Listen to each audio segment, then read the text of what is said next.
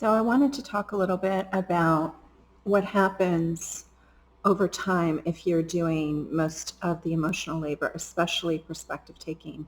And this can go on for years and years.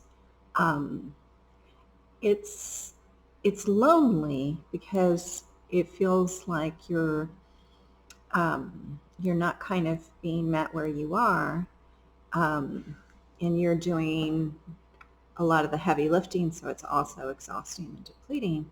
But I think there's another really serious side effect of doing that.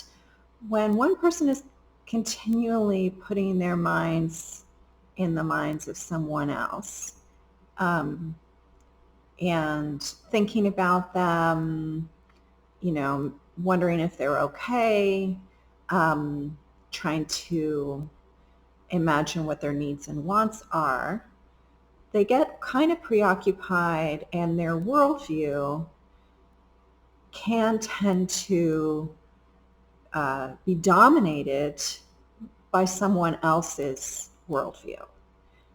It may make it much more difficult to think autonomously, to consider your own wants and needs. But I think it also can be kind of disorienting. It can make you feel confused, so that when there's conflict, it may not be easy for you to actually state your point of view anymore, because you know what it's like to have it overridden so much. You may start to avoid conflict. You may just kind of up that emotional labor, accommodating and keeping that person happy, so that you're not going to have the pretty terrible experience of feeling invalidated when you try to assert your perspective, your point of view. So it is really disabling over time.